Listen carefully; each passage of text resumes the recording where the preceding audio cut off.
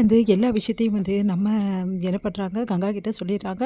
அதனால கங்கா வந்து "நீ அமைதியா இருடி. இப்ப எதுவுமே நீ பண்ணாத. அந்த பொண்ண கூட்டின்னு வந்து சேர்த்து வைக்கணும்னு நினைக்காத. முதல்ல விஜய் மனசுல என்ன இருக்குன்னு முதல்ல கண்டுபிடிப்போம். அதுக்கப்புறம் முடிவு பண்றோம்." அவ தான் சொல்லிட்டாரேக்கா.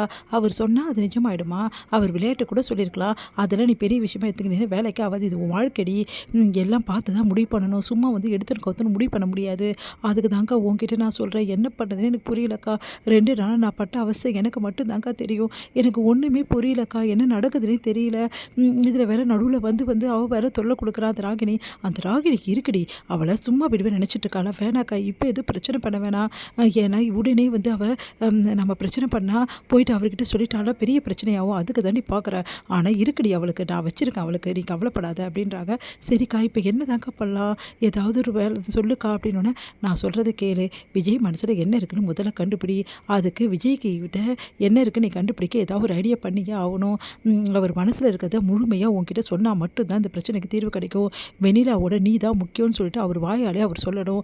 அப்போ தான் நம்ம வந்து இதில் ஸ்டெப் எடுக்க முடியும். புரியுதா அப்படின்னு சொன்னோன்னே, சரிக்கா அதுக்கு ஏதாவது நான் பண்ண பார்க்குறேன் அப்படின்னோடனே, அதுதான் கரெக்டு. நீ பண்ண பாரு நான் பார்த்துக்கிறேன் அப்படின்றாங்க.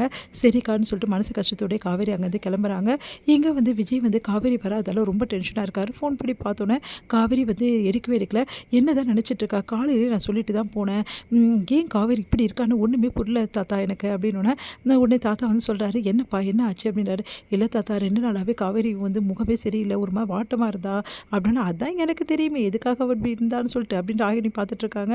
சரிப்பா என்ன பிரச்சனை என்னன்னு ஒன்றுமே தெரியல தாத்தா, ரொம்ப வாட்டமாக இருக்கா, 2 நாள் முகமே சரியில்லை, அதனால தான் இன்றைக்கி கூட நீ வேலைக்கு வேணாம் வீட்டில் இருந்து சொல்லிட்டு போயிட்டேன்.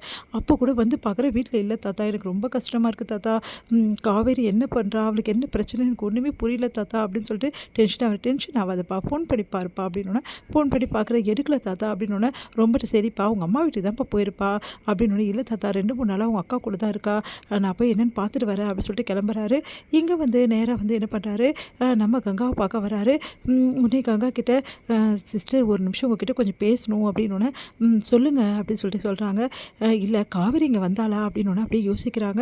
காவேரி வீட்டில் இல்லையா அப்படின்னோடனே, அப்போ இவங்களுக்கு தெரியாத போல் இருக்குன்னு சொல்லிட்டு, சரிங்க நான் கிளம்புறேன் அப்படின்னு சொன்னேன். இருங்க விஜய் ஒரு நிமிஷம் இருங்க, காவேரி வந்தா இங்கே அப்படின்னோடனே, வந்தாளா? ஆமாம் கடைக்கு வந்தா, அப்போ சில விஷயங்கள் எல்லாம் அவள் சொன்னா அப்படின்னோடனே, என்ன இவங்க சொன்னா, அவள் 2-3 நாளாக ஒரு மாதிரி இருந்தா, அதனால தான் எனக்கும் ஒன்றும் புரியல. சரி நான் இங்கே வந்து கேட்குறேன்னு தப்பாக நினைக்காதீங்க, காவேரி என்ன சொன்னா சொல்ல முடியுமா அப்படின்னோடனே, அவள் ரொம்ப இன்செக்யூராக ஃபீல் பண்ணுறா, நீங்கள் சொல்கிறது எனக்கு புரியல, பாதுகாப்பு இன்மையாக இருக்கா, அவள் ஒரு மாதிரி டென்ஷனாக இருக்கா. விஜய் வந்து என்ன சொன்னா அப்படின்னோடனே, இல்லைங்க உங்களை நினச்சி தான் அவள் ரொம்ப கவலையாக இருக்கா. இல்லை விஜயும் நானும் ரொம்ப சந்தோஷமாக இருக்கும்னு நினைக்கிறேன், ஆனால் அது முடியுமான்னு தெரியல, என்னென்னமோ புலம்பிட்டு இருந்தா, அதனால அவள் ரொம்ப டிஸ்டர்பாக இருக்காங்க, நீங்கள் தான் அவளுக்கு வந்து நம்பிக்கை கொடுக்கணும் அப்படின்னோடனே, எனக்கு புரியுதுங்க நான் சொல்லிட்டேன் அவகிட்ட பயப்பட வேணாம் அப்படின்னு சொல்லிட்டு, அப்போ கூட அவள் ஏன் இப்படி இருக்கான்னு எனக்கு ஒன்றுமே புரியல, உங்ககிட்ட எதனால் இப்படி இருக்கான்னு சொன்னாலா அப்படின்னோடனே, என்கிட்ட அதெல்லாம் ஒன்றும் சொல்லலைங்க, எனக்கு ரொம்ப பயமாக இருக்குன்னு தான் சொன்னா, அதான் அவள் எதை நினச்சி பயப்படுறான்னு எனக்கு புரியல, அவள் எதையோ விஷயத்தை நினச்சி பயப்படுறா, அதை மட்டும் நீங்கள் கொஞ்சம் புரிஞ்சுக்குங்க. அப்போது அவள் பயப்படுறான்னா அதுக்கு காரணம் நீங்களாக தானே இருக்க முடியும் விஜய் அப்படின்னோடனே யோசிக்கிறாரு.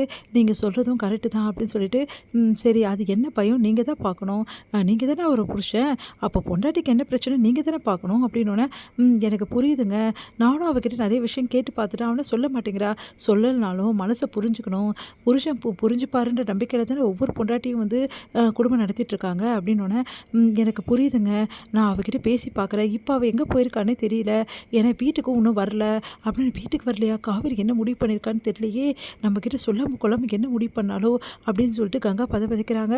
உடனே வந்து என்ன விஷயங்க என்ன யோசிக்கிறீங்க அப்படின்னோடனே, இல்லை அவள் வீட்டுக்கு வந்துடுவா, வராமல் எங்கே போயிட போகிறா, இல்லைங்க நான் உங்கள் வீட்லேயும் போய் பார்த்தேன் அங்கேயும் இல்லை, சரி கடையில் உங்கள் கூட இருப்பான்னு இங்கே வந்தேன், இங்கேயும் இல்லை, இல்லைங்க எனக்கு கொஞ்சம் டெலிவரி வேலை அதான் லேட் ஆகிடுச்சு, இப்போ கிளம்பிடுங்க அப்படின்னாங்க.